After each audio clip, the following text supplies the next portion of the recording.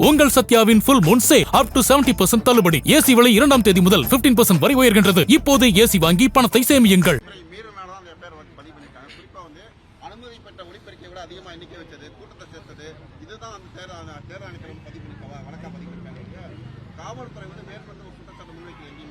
அதாவது தலைவர் மேலையும் 5000 பேர் மேலையும் வந்து எஃப்ஐஆர் ஃபைல் பண்ணதா இன்னைக்கு நியூஸ்ல பாத்துட்டு இருக்கேன். 5000 பேர் வந்து நாங்க கூப்பிடவே இல்ல. எந்த மாவட்ட செயலரும் போய் வண்டியை வச்சுக்கிட்டோ இல்ல வேன்ல வச்சுக்கிட்டோ போய் எங்கேயும் ஆர்கனைஸ் பண்ணவே இல்ல. அந்த 5000 பேர் யாரு? பொதுமக்கள் தானே.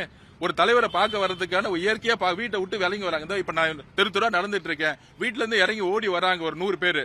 நான் தெருமுறை பிரச்சாரம் தான் பண்ணிட்டு இருக்கேன். மக்கள் ஓடி வரும்போது நீங்க வராதீங்க நம்ம நிப்பாட்ட முடியுமா? மக்கள் ஓடி வந்து ஒரு தலைவரை பார்க்க தேடி வர்றது ஒரு இயற்கை.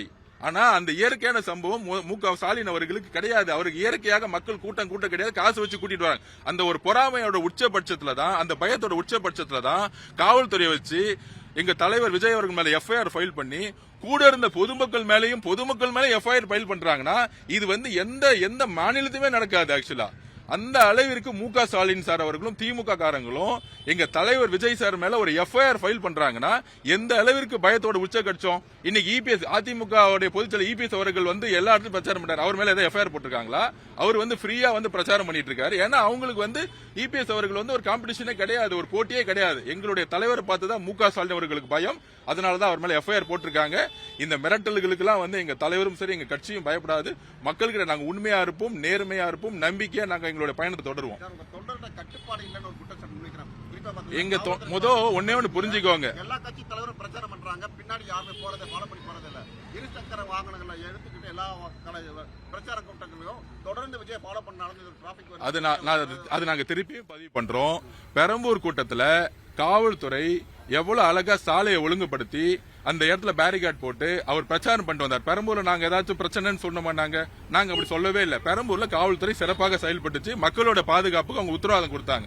ஆனா ஏன் கொளத்தூர்ல நடக்கல? ஏன்னா கரூர் இன்சிடென்ட் மாதிரியே செந்தில் பாலாஜியை ஃபாலோ பண்ணி சேம் நேத்து வந்து மு.க. ஸ்டாலின் அன்னைக்கு மு.க. ஸ்டாலின் அவருக்கு அதே மாதிரி நேத்து வந்து திட்டம் போட்டாரு. அதை நாங்க வந்து புரிஞ்சுக்கிட்டு நாங்க வந்து எங்களுடைய பிரச்சாரத்தை பாதியை நிப்பாட்டிட்டு கிளம்பிட்டோம். மக்கள் பாதுகாப்புக்காக நாங்க திருப்பியும் பதிவு பண்றோம். கட்டுக்கடங்காத கூட்டங்கிறது மக்கள் கூட்டம். எங்களுடைய கட்சிக்காரங்க யாருமே கிடையாது. நாங்க பஸ்லயோ இல்ல வேன்லயோ மக்களை கூட்டிட்டு வந்து நாங்க வந்து நிப்பாட்டக்கூடிய பழக்கம் தமிழக வெற்றி கழகத்துக்கு கிடையாது. சாலைகள் பெரம்பூர் மாதிரி சாலைகளை ஒழுங்குபடுத்தினா எங்க தலைவர் வரப்போறாரு, ஒரு 20 நிமிஷம் பேச போறாரு, மக்களை காமிக்க போறாரு, ஒரு 20 நிமிஷத்துல கிளம்ப போறாரு. நேற்று சீக்கிரமே நாமினேஷன் முடிஞ்சிச்சு. அதனால சீக்கிரமே வந்து அந்த இடத்துக்கு போக வேண்டிய சிச்சுவேஷன். ஏன்னா அவர் வந்து நடு ரோட்ல எங்கேயுமே ஹோல்ட் பண்ண முடியாது. அவர் எங்க நிக்கிறாரோ கூட்டங்கள் கட்டுக்கடமா அவர் பஸ் சுத்தி நிக்கும், இல்ல அவர் வேனை சுத்தி நிக்கும். அதனால அந்த பிரச்சாரம் முடிஞ்ச உடனே, நாமினேஷன் சீக்கிரம் முடிஞ்ச உடனே நேத்து கூட வீட்டுல இருந்து நாமினேஷன் வரக்கூடிய பெரம்பூர் பாயிண்ட் வரைக்கும் போலீஸ் வந்து நல்லா செயல்பட்டு இருந்தாங்க. ரோட ஃப்ரீ பண்ணி வச்சிருந்தாங்க. அதனால நாமினேஷன் பண்றதுக்கு சீக்கிரமே வந்துட்டாங்க. நாங்க நினைச்சோம் ஒரு 1.5 மணி நேரம் ஆகும் நினைச்சோம். ஆனா சீக்கிரமே 1/2 மணி நேரத்துல வந்துட்டோம். ஆனா பெரம்பூர்ல இருந்து கொளத்தூர் முதலமைச்சருடைய தொகுதிக்குள்ள போறதுக்குள்ள பல்வேறு பிரச்சனைகளை நாங்க எதிர்கொண்டோம். ஏன்னா அது முதலமைச்சர் மு.க. ஸ்டாலினோட தொகுதி. அந்த தொகுதிக்குள்ள வந்து அவர் தோத்துருவாருங்கிற ஒரே பயம். அதனாலதான் காவல்துறை முடக்கப்பட்டது. இதை ஒரு தலைபட்சமா இருக்குன்னு உங்க மீடியாவே நேற்று லைவ்ல காமிச்சாங்க. எங்கேயுமே ஒரு இடத்துல கூட காவல்துறை கிடையாது, உங்க மீடியாவே சொல்லியிருக்கு. அதுக்கப்புறம் அந்த தவறு செஞ்சுட்டு இன்னைக்கு எங்க தலைவர் விஜய் அவர்கள் மேல எஃப்ஐஆர் ஃபைல் பண்ணி கேஸ் ஃபைல் பண்ணிருக்காங்க. பொதுமக்கள் மேலயும் கேஸ் ஃபைல் பண்ணிருக்காங்க. அதுக்கு இந்த தமிழக மக்கள் தக்க பாடம் கொடுப்பாங்க. தேங்க்யூ. எந்த மாற்றமும் கிடையாது. எங்க கிட்ட உண்மை இருக்கு, எங்க கிட்ட நேர்மை இருக்கு. அதான் சொன்னேன். எம்ஜிஆர் அவர்கள் இதே மாதிரி கேஸ் போட்டு அன்னைக்கு இருந்த கருணாநிதி சார் வந்து காவல்துறை வச்சு மிரட்டினாங்க, கேஸ் ஃபைல் பண்ணாங்க, தொண்டர்களை அடிச்சாங்க, பொதுமக்கள் கூட வரத கூட நிப்பாட்டினாங்க. அதே மாதிரி அம்மா ஜெயலலிதா மேலேயும் கேஸை ஃபைல் பண்ணி என்னென்னவோ செஞ்சாங்க. அதுக்கப்புறம் ஒரு மிகப்பெரிய ஆளுமே எங்க தலைவர் வரதை பார்த்து மு.க. ஸ்டாலின் சார் அவர்களுக்கும் குடும்பத்துக்கும் பயம் இருக்கு. அதனாலதான் இந்த எஃப்ஐஆர் வந்து அவங்களுடைய காவல்துறை இன்னைக்கு சிட்டி கமிஷனராக இருக்கட்டும், அங்க இருக்கக்கூடிய அதிகாரிகள் எல்லாம் கீழே இருக்க அதிகாரி இன்ஸ்பெக்டர் என்ன சொல்றாங்கன்னா, சார் சிட்டி கமிஷனர் எங்களுக்கு கால் வருது, மேல இருந்து கால் வருது, நாங்க நேர்மையா இருக்கணும்னு நினைச்சாலும் மேல இருந்து எங்களுக்கு பிரஷர் வருது. இந்த சிட்டி கமிஷனரும் மெத்தவங்களும் மாத்தலன்னா இந்த காவல்துறை சென்னையில செயல்படாது, தமிழ்நாடு முழுசும் வந்து உடனடியாக காவல்துறையை மாத்தணும்னு கீழே இருக்க அதிகாரிகளே சொல்றாங்க. அதை கண்டிப்பா தேர்தல் கமிஷன் நாங்க முறையிடும். தேங்க்யூ.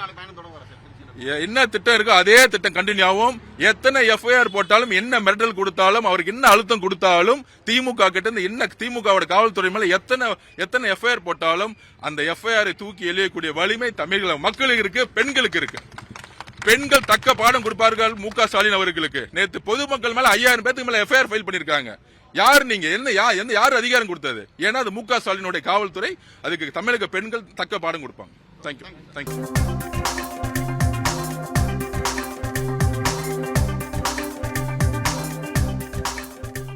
உங்கள் சத்யாவின் full moon sale up to 70% தள்ளுபடி. ஏசி விலை 2ஆம் தேதி முதல் 15% வரை உயர்கின்றது. இப்போதே ஏசி வாங்கி பணத்தை சேமியுங்கள்.